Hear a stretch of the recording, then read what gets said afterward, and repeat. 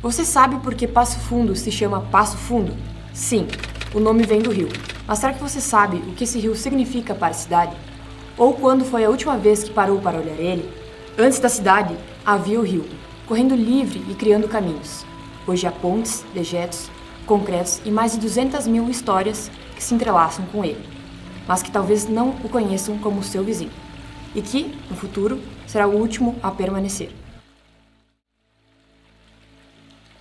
O rio nasceu da vontade da água em seguir em frente.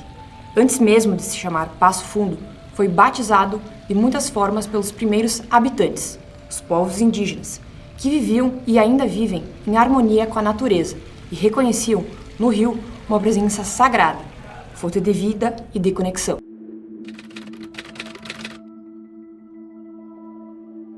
Na nossa região, na realidade, antes de chegar o homem branco, que foi Cabo Neves, Reginalda da Silva, que era sua esposa, filhos e escravos, nós possuímos na nossa região comunidades indígenas que aqui viviam de forma muito harmoniosa, né?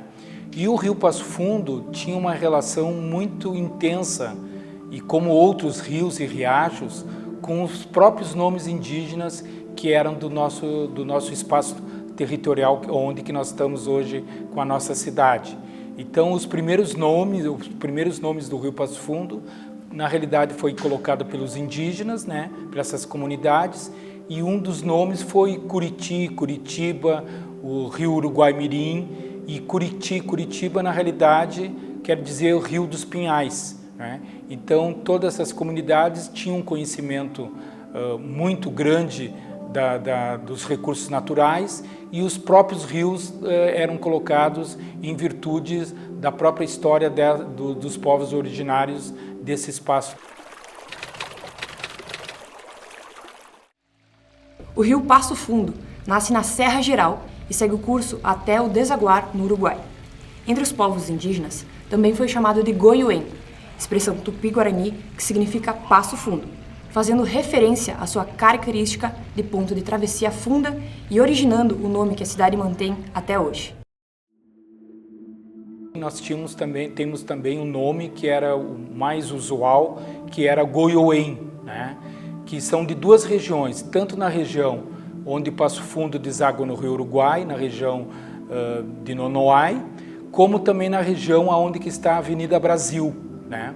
Então, alguns historiadores defendem a região de Nonoai e outros defendem a região ali do Passo, né? O Passo Municipal, onde que está a Prefeitura Municipal, que era um local onde que faziam, os tropeiros passavam de um lado para o outro. Então, são denominações que precisam ser aprofundado até na questão histórica, mas o Goiuém, que vem o nome que quer dizer Passo Fundo, né, vem desses dois locais.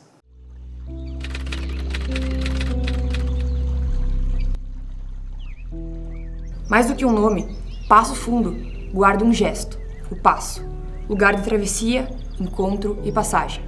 Foi por meio dele que a cidade começou a existir. O tempo passou, a cidade cresceu. As margens se transformaram em ruas e as águas, escondidas pela construção, deixaram de fazer parte da paisagem. Mas o rio nunca deixou de correr. Mesmo oculto, ele viu o progresso, a urbanização e a mudança. O rio Passo Fundo é mais do que parte da paisagem, é origem. Poucos percebem que daqui nascem 5 bacias hidrográficas que abastecem quase 300 municípios gaúchos. Ainda assim, o rio segue esquecido pela maior parte da população, que raramente pensa sobre a sua importância e não percebe que é preciso preservá-lo. Se a gente pensar, então, o Rio Passo Fundo como quem deu o nome à nossa cidade, que é um patrimônio cultural, não só natural, do nosso município, a gente precisa ter uma relação diferenciada com ele.